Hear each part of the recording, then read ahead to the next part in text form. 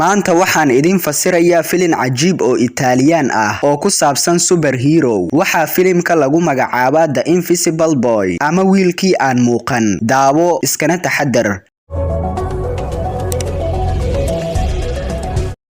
bilowga filimka waxaan arkaynaa wiil lagu magacaabo Michael Silansi. baaskiilkiisa ayuu iskuulka ku aadaa, wuxuuna ku yaalaa Trieste, Italia. 50 euro ayuu haystaa, wuxuuna doonayaa in uu soo iibsado dharka xafladda. fasalka waxa uu ku rabsheeyaa gabadha lagu magacaabo Stella. fasalka waxaa soo galaysa maamulada booliiska oo lagu magacaabo Giovanna, waana hooyada soo korsatay Michael. Giovanna waxay ardayda u sheegaysaa in ay jiraan arday la la'yahay, waxayna ardayda ka codsanaysaa in ay booliiska soo wargeliyaan haddii ay maqlaan in arday la waayay. marka ay baxdo kadib, Michael sanka ayuu dhiig ka keenayaa, suuliga ayuuna u ordayaa. ardayda mid ka mid ah ayaa soo dabagelaya, wuuna garaacayaa, wuxuuna ka qaadanayaa lacagtii uu haystay. isagoo murugaysan guriga ayuu u soo laabanayaa, lacagtii uu keedsaday ayuu soo baxsanayaa, wuxuuna go'aansanayaa in uu soo aado baqaarka lagu iibiyo dharka superhero-ga. dukaanluhu waxa uu soo bixinayaa fanaanad iyo mara khafiif ah, wuxuuna u sheegayaa in ay yihiin dharka Jabaaneeska ee superhero-ga. Michael wuu la yaabayaa, laakiin si kastaba wuu soo iibsanayaa dharka. marka ay Giovanna shaqada ka imaado, waxay arkaysaa Michael oo wato dharkii Jabaaneeska ee superhero-ga, wuxuuna diidayaa in uu aado xafladda maxaa yeelay dharka xafladda ma haysto. waxay u sheegaysaa in uu xiran yahay dhar aad u wanaagsan, xafladda ayayna u soo diraysaa. halka Michael waxa uu ku arkayaa Stella oo ku eedeynaysa in uu qashqashaaday iyada, waxayna ardayda Michael tusayaan fiideo ku saabsan Stella oo wadada maraysa, waxaana lagu eedeynayaa in fiideoga lagu arkay Michael taleefankiisa. isla markiiba Michael waxa uu u ordayaa suuliga, wuuna isku soo xirayaa. dhammaan ardaydii fasalkiisa albaabka ay soo garaacayaan iyagoo oranaya fur albaabka. Michael waa uu wareeray, wuxuuna rajaynayaa in uu qarsoomo. nalalka ayaa damaya, wuxuuna ka soo boodayaa daaqada suuliga. guriga ayuuna u soo laabanayaa. subaxii xigay, Michael waxa uu soo toosayaa eygiisa oo ag jooga sariirtiisa agtiisa. taxadar sidaa u sii weyn ma siinayo, wuxuuna aadayaa suuliga si uu u soo cadaydo. markii uu eego miraayadda, Michael shoog ayuu qaadayaa, jirkiisa dhan ayaa qarsoomay. Michael dharka ayuu iska saarayaa. hooyadii soo korsatay ayaa imaanaysa, ayadoon arkayn Michael.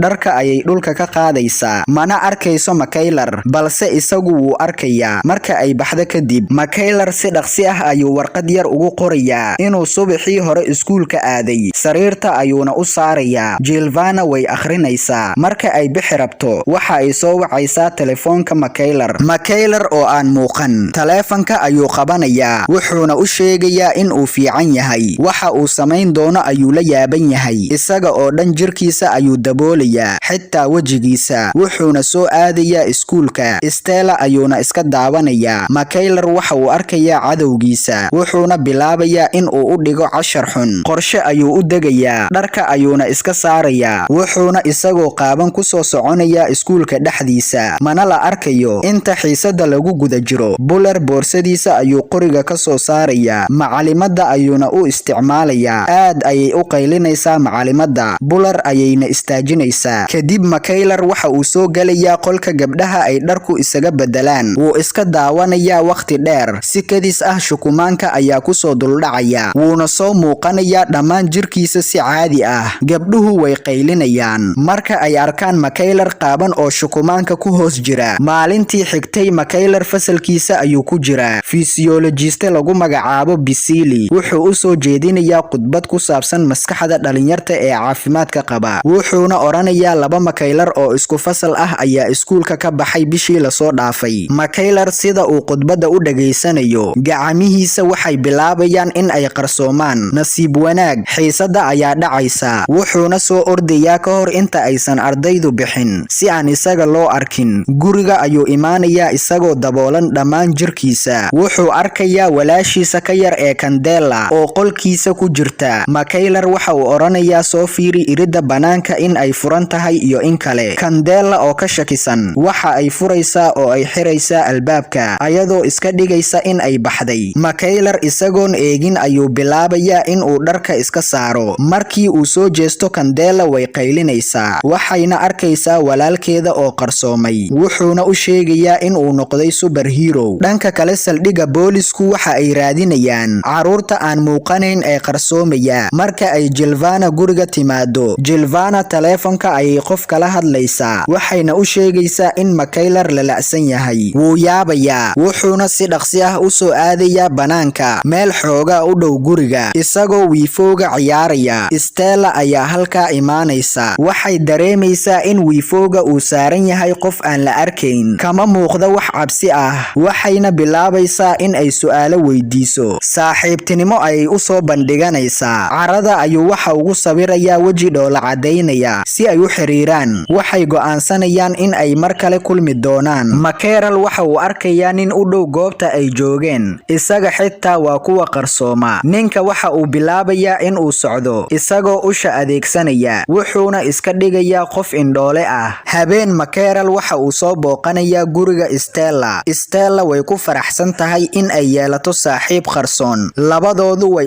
isdhunkanayaan, laakiin isla markaas Makeral waxa uu bilaabayaa in uu sidiisa ku soo noqdo. Wuu ka soo ordayaa ka hor inta aysan Stella wejigiisa arkin. Waqti dambe Stella keligeeda waxa ay joogtaa goobta ay ku tababaranaysay. Cirbid dhabarka uga suran ayay iska soo bixinaysaa, isla markiiba way suuxaysaa. Dhanka kale Makeral waxa uu go'aansanayaa Stella in uu u sheego in uu yahay qofka aan la arkayn. Wuxuu iska dhigayaa qof u soo baxay in uu soo aalamiinteeyo isaga iyo eygiisa. Marka ay soo gaaraan guriga, waxa uu arkayaa nin xambaarsan Stella. Makeral ninka ayuu weerar ku qaadayaa, eygana gacanta ayuu ka qaniinayaa. Si kastaba ha ahaatee, ninka waa uu la baxsanayaa gabadha. Goor dambe booliis ayaa imaanaya, waxayna soo tirinayaan caruurta la waayay oo dhan, waxayna sheegayaan in la afduubtay. Stella waxa ay ku soo toosaysaa aragti qariib ah, madaxeeda waxaa ku dhegan fiilooyin badan. Ninkii arxanka darnaa ayaa halkaa jooga, waana midka afduubta caruurta. Tijaabo yar ayay ka qaadayaan gabadha, xabsiga ayayna dhigayaan. Laba ka mid ah saaxiibadeeda oo horay loo waayay ayaa halkaa ku xiran. Maalinta xigta Makeral waxa uu keligiisa joogaa xeebta. Si kadis ah waxa uu u arkayaa ninkii indhoolaha ahaa, waana ninkii maalintii uu arkay. Ninkan waxa uu akhrinayaa maskaxda Makeral, waxa uuna ka jawaabayaa dhammaan su'aalaha uu isweydiinayo Makeral. Marka uu Makeral weydiiyo qofka uu yahay, waxa uu u sheegayaa in magaciisa la yiraahdo Underage, waana Makeral aabihiisa. Wiilka ma rumaysanayo Underage, wuuna ku qaylinayaa. Intaa kadib, Underage waxa uu bilaabayaa in uu qisadiisa uga sheekeeyo. Wuxuu ahaan jiray nin iska caadi ah oo ku noolaa magaalo ku taala Russia. Wuxuu u sheegayaa in magaaladaasi ay qalalaaso ka bilaabmatay. Waxaa dhacay dilal badan, waxaa la bedelayay maskaxda dadka, waxaana laga dhigayaa bani'aadam maskaxdooda ku shaqeeya awood geesinimo leh sida duulitaanka, qarsoomidda iyo wixii la mid ah. Dadkani waxaa loo yaqaanaa The Specialists ama dadka qaaska ah, waxaana lagu hogaaminayaa xerada militariga, waana la kala qaybinayaa si loogu adeegto kuwa ugu awooda badan. Qof kasta meesha ayaa lagu haynayaa si loo bacramiyo. Marka laga reebo Underage iyo Makeral hooyadiisa, labadoodu waxaa u dhashay Makeral, waana wiilka qaaska ah ee ugu horeeyay oo dhasha. Markii uu dhashtay, sida ugu dhaqsiyaha badan ayay u soo qaadeen waalidiintiisa, waxayna go'aansadeen in ay la baxsadaan. Way ku guulaysanayaan. Kuwa la qaybiyay waxaa la amrayaa in ay soo celiyaan cunuga. Makeral aabihii waxa uu awood u leeyahay in uu akhriyo maskaxda bani'aadamka, halka hooyadii ay awood u leedahay in ay noqoto mid aan la arkayn. Underage waxa uu la ordayaa Makeral, balse xaaskiisa waxaa dilaya kooxdii. Underage waxa uu ogaaday in Makeral uusan ka badbaadi doonin, sidaa darteed waxa uu dhigayaa iridda banaanka ee Giovanna gurigeeda. Kadib markii uu akhriyay maskaxdeeda, wuxuu ogaaday in ay tahay qof wanaagsan. Hadda kooxdii la qaybiyay waxa ay magaalada ka raadinayaan wiilkii qaaska ahaa, sidaa darteed ayay caruurta u afduubanayaan iyagoo tijaabinaya si ay u helaan wiilka qaaska ah.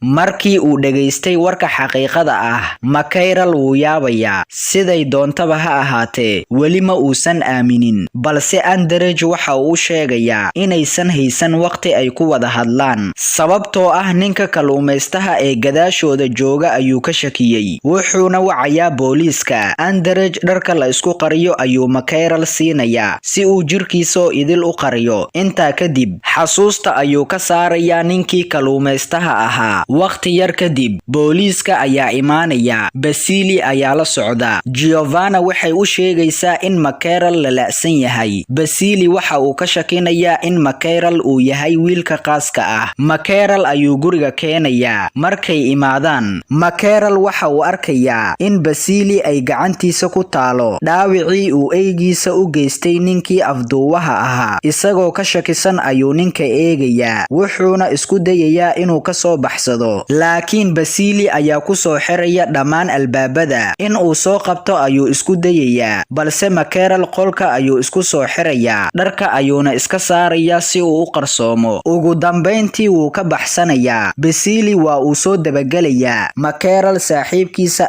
Ivan ayuu mootada la raacayaa, wuxuuna oranayaa dhaqsi inaga wad meesha. Ivan si dhaqsi ah ayuu u kaxaynayaa. Marka ay soo gaaraan goob badbaado ah, Mackerel waxa uu isku soo muujinayaa Ivan, wuxuuna u sheegayaa in ay isku galaas yihiin. Dhanka kale Stella iyo saaxiibadeeda waxay arkayaan meel kor ah oo furan. Way isfuulayaan midba midka kale. Stella dabaqa banaanka ayay soo aadaysaa ayadoo gabanaysa. Waxay fuulaysaa jaranjarta. Waxay arkaysaa falaash aad u weyn, iyadoo aaminsan in saaxiibkeeda qarsoonaa uu raadinayo iyada. Falaashka ayay daaraysaa, cirka ayayna ku aadinaysaa. Mackerel weji dhoola cadaynaya ayuu arkayaa, wuxuuna aqoonsanayaa in Stella ay u baaqayso. Iftiinka ayuu soo raacayaa, si dhaqsi ah ayuuna u imaanayaa. Stella ninkii ayaa qabanaya. Ivan korontada ayuu xabadda ku ridayaa. Mackerel oo aan muuqan gudaha ayuu galayaa. Wuxuu arkayaa Basili iyo nin kale, waxayna shaashada ka daawanayaan Giovanna iyo Underage, kuwaasi oo Mackerel soo raadinaya. Wuu soo jeedinayaa, birta ayuuna ku dhufanayaa bistoolada isagoo isticmaalaya. Ninka kale ayuu amrayaa in uu albaabka ka furo Stella iyo asxaabteeda. Markii uu banaanka u soo saaro, ninkii gudaha ayuu ku soo xirayaa. Mackerel asxaabtiisa ayuu isku soo muujinayaa. Way la yaabayaan. Labada wiil in ay baxaan ayay isku dayayaan, balse Stella waxay u sheegaysaa in nin da ah uu ku xiran yahay qolka xiga, ayna ku soo aragtay. Ayada iyo Mackerel waxay u soo baxayaan ninka da'da ah si ay u badbaadiyaan. Laakiin Stella Mackerel ayay bistoolad ku soo aadinaysaa. Si kadis ah ayay u dhacaysaa. Ninkii da'da ahaa oo ka dambeeya ayada ayaa hadlaya, wuxuuna sheegayaa in uu leeyahay awoodda kontaroolidda maskaxda. Wuxuu soo kontaroolay Basili iyo Stella si uu Mackerel halkan u imaado. Wuxuu soo dejinayaa wiishka, wuxuuna gelinayaa Mackerel iyo Stella. Odaygii labadoodaba wuxuu u kaxaynayaa badda. Intaa kadib Underage iyo Giovanna waxay imaanayaan goobtii.